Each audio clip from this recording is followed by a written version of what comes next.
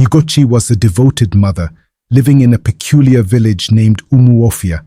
Her days revolved around her 22-year-old son, Chinedu, filled with laughter, school projects, and weekend adventures.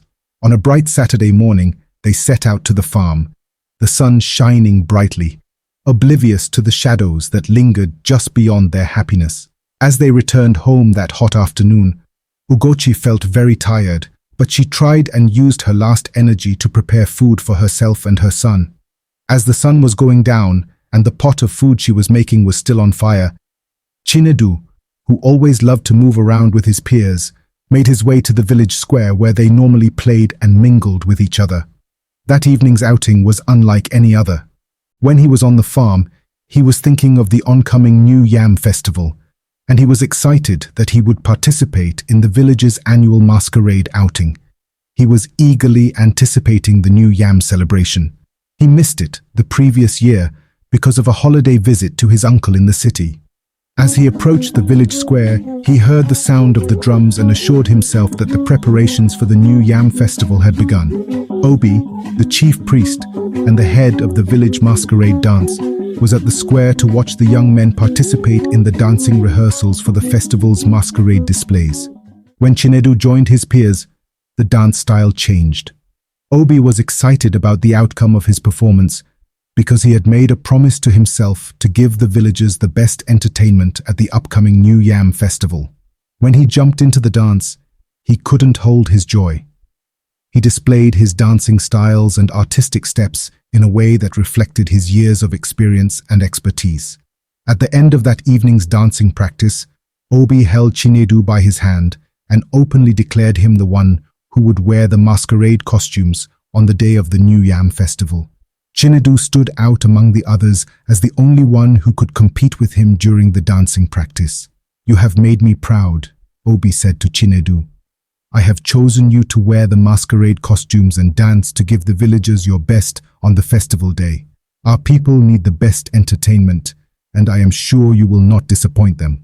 As he stood with Chinedu in front of other boys, he continued, "People from our neighboring villages will be here to watch us as we display the best of what we are known for when it comes to dancing and entertainment." Obi addressed the other young men and assured them that he had chosen Chinedu to wear the masquerade costumes on the day of the new Yam Festival. Most of the boys were dissatisfied with the outcome, especially Akpo, who boldly displayed his disapproval on his countenance. Obi never minded anyone's feelings about his decisions. The practice came to an end as Obi finished his speech. The boys went home with mixed feelings. Some who saw Chinedu dance knew that the chief priest had made the right choice. Akpo, who also participated in the practice with the hope that he would be chosen, went home disgruntled. He never believed he would be defeated in the village cultural dance.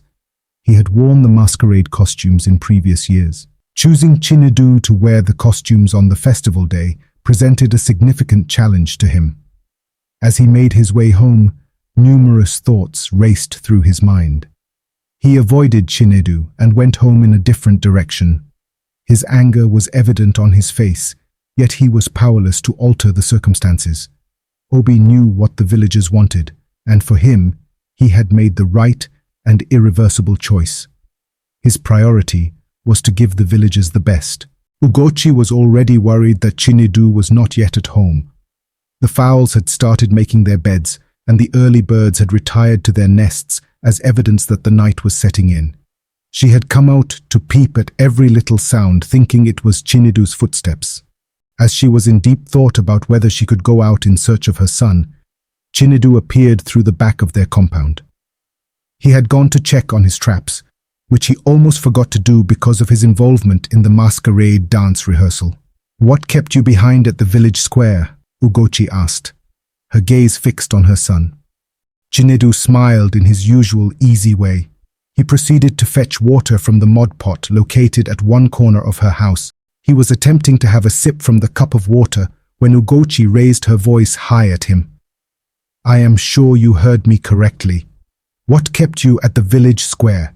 Do you not remember watching the sunset? Did you think you would sleep in the square? When did you learn to stay late outside the house?" she asked furiously.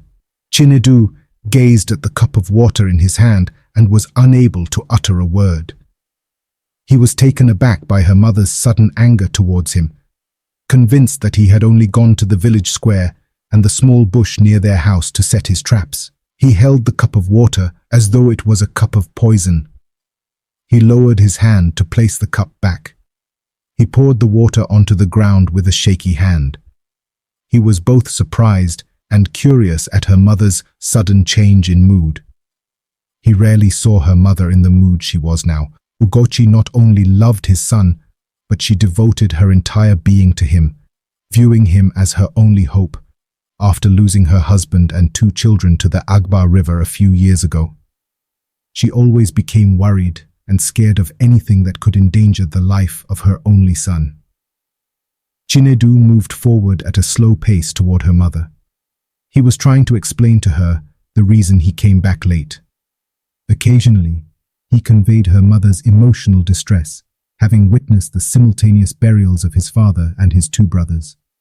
No one knew that Ugochi could survive the shock. The worries and pains she endured were insurmountable. They could not bring them back to life. When he saw through her mother's mind, tears rolled down his cheeks. When Ugochi noticed that Chinedu's mood had changed, she quickly realized that her son had accurately read her mind. She moved to grab his hands, holding him tightly to her chest. "I know you have read what has been on my mind. Only God gives and protects life. But you are my only hope on earth, so be careful," she said, rubbing her hand slightly on her face. "Never stay late outside the house and don't expose yourself to danger because my life will be miserable on earth without you," she said, tears settling in her eyes. "Trust me, mother. I didn't go anywhere other than from the village square to the place where I set my traps. You know I will never let you down, no matter whatever it can cause me. Today is the last day to prepare for the new Yam Festival dance. In fact, Obi, the chief priest, has selected me to lead the new Yam Festival's dance in masquerade costumes in a few days," he said, with his face glittering with excitement as he tried to push away the thoughts that were fighting to weigh him down. "I will be dancing to entertain all the villagers and our visitors that day," he continued, gazing directly into her mother's eyes. As he finished his words, Ugochi's countenance changed abruptly. "The chief priest selected you to lead the masquerade dance, and did you accept it?" she asked, her voice faltering and her hands shaking. She queried with a shaky tone and trembling hands. "Obi chose you to lead the masquerade dance that will entertain the entire Umuofia village and its surroundings, and you agreed without asking your mother. How could you do that to me?" she asked in utmost bewilderment. "I am sure you failed to realize the duty you have agreed to carry out without thinking about it critically," she said. "How do you mean, mother?" Chinedu turned his face away from his mother, expressing his disappointment and surprise that his mother, whom he had assumed would be pleased with his recognition, had instead discouraged him and sapped the joy and excitement from his heart. "I am sure you failed to realize the duty you have agreed to carry out without thinking about it critically." The words of her mother echoed in his head as he attempted to move a distance away from his mother. In a moment, he turned and gazed at his mother without uttering a word. As he opened his mouth to speak again, a torrent of tears cascaded from his eyes, prompting Ugochi, lost in her thought, to realize that the piece of her headpiece she used to wipe her face had become completely drenched in tears. Chinedu retired himself, and Ugochi sat on a wooden bench in front of her house, with her hands supporting her wet cheeks. That night, Ugochi experienced a vivid dream. She watched helplessly as Chinedu ran ahead, chasing a soccer ball into the street. Time slowed as a car rounded the corner, and Ugochi's heart dropped. She screamed, but her voice was lost in the oppressive silence. The dream ended abruptly, leaving her breathless and drenched in cold sweat. The dream pinned her to her bamboo bed. Awakened in a panic, Ugochi couldn't shake off the feeling of dread. She rushed to Chinedu's room, relieved to find him peacefully asleep. But the dream haunted her throughout the day, clouding her thoughts. She couldn't focus at work and spent her lunch hour scrolling through fantasy and deep thoughts about Chinedu's safety and her fate. Could death take her only remaining child away? She wondered. As the days passed and the day of the new Yam Festival was fast approaching, Ugochi's anxiety grew wider. She quickly cast her mind to all the pains she had passed through in life. As she remembered all those, a sharp wave of fever passed through her cold body. Unimaginable thoughts and uncountable hallucinations gripped her, causing her to see danger everywhere. She began to imagine cars speeding by, playgrounds with too many kids settling on her mind, and even the kitchen knife set. Her mind was filled with all these images, and her heart continued to pound forcefully, as if she was involved in intense activities. Ola, her best friend and close neighbor, noticed the change and encouraged her to openly discuss her fears for relief. But Ugochi found it difficult to articulate the raw panic that gripped her. A few days before the new Yam Festival day, Ugochi received a message from her brother in the city about a minor accident involving his daughter during a basketball practice in her school. Although she was fine, the news pushed Ugochi deeper into her spiral of anxiety. She began to interpret every little incident as a warning, convinced that her dream was a premonition. Desperate for relief, Ugochi sought the village soothsayer. Eloka spiritually guided her through her fears. He helped her understand that dreams often reflect our subconscious worries. Ugochi struggled to silence the fear that had taken root in her heart. The more she tried to spend her time on things that could give her peace of mind and free her from the fear and anxiety that had held her down for days, the deeper she fell. One afternoon, while at her cassava farm in front of her house, Ugochi witnessed a near miss between a child and a bicycle. The sight sent her heart racing, triggering memories of her dream.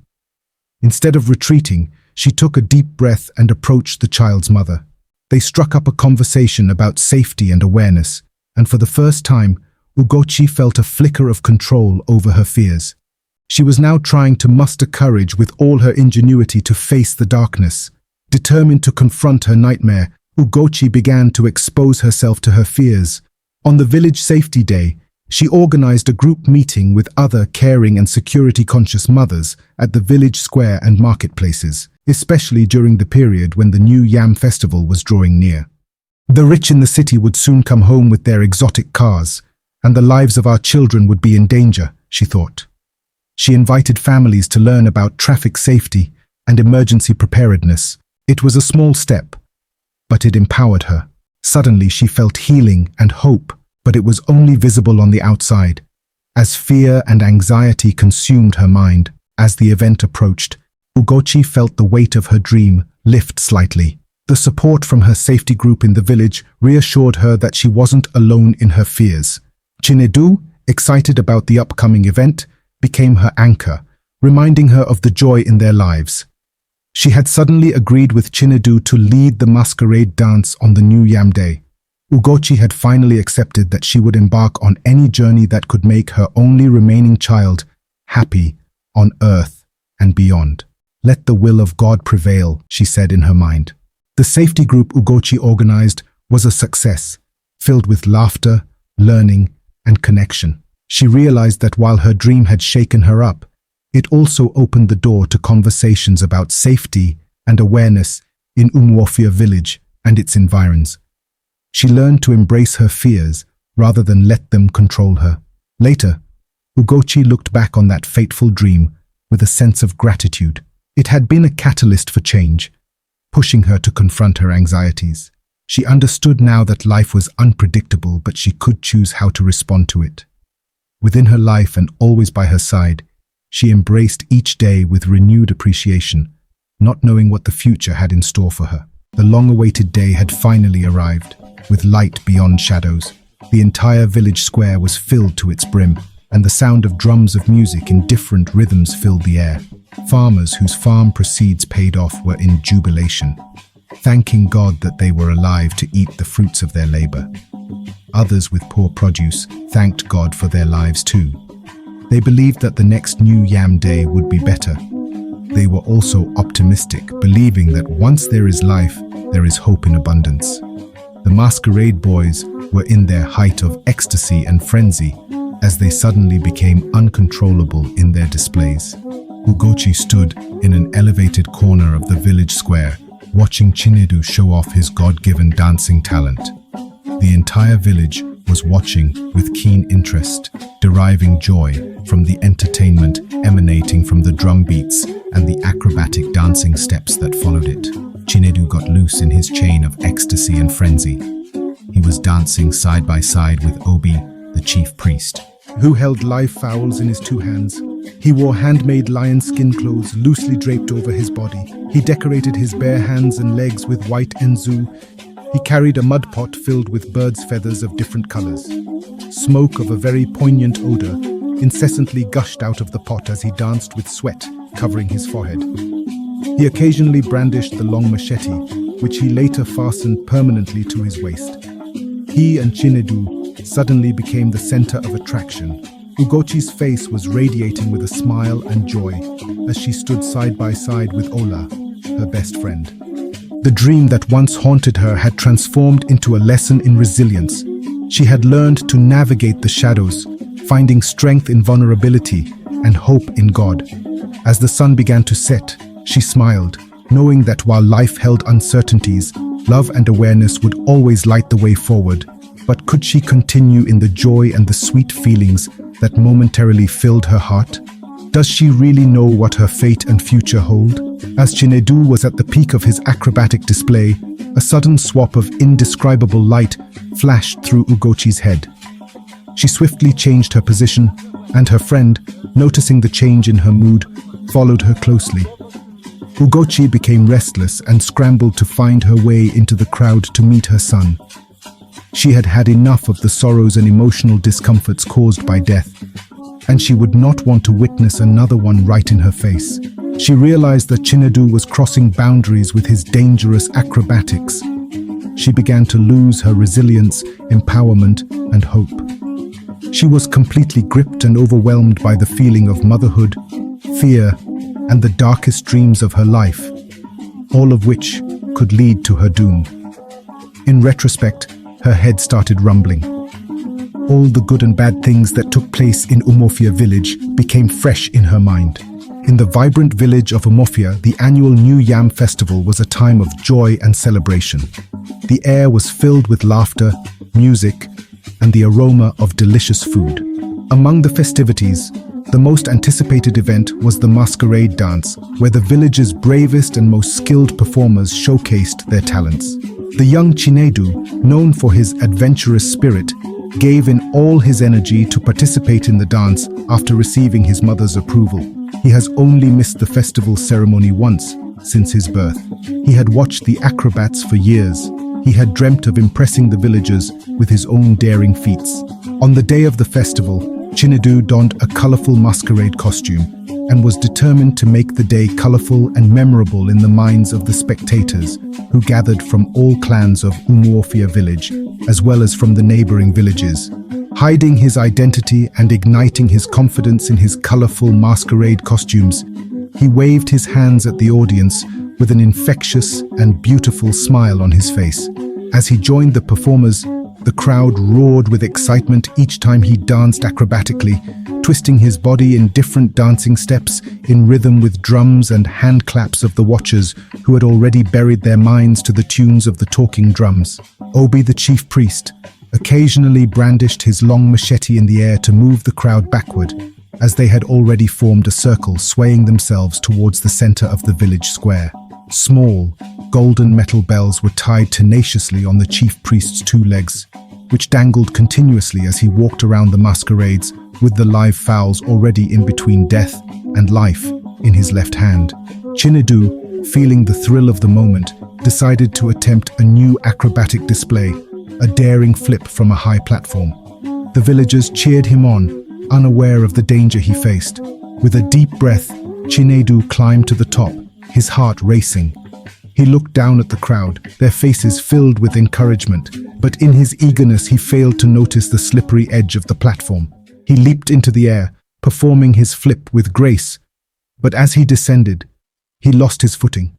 In a heart-stopping moment, he fell, the ground rushing up to meet him.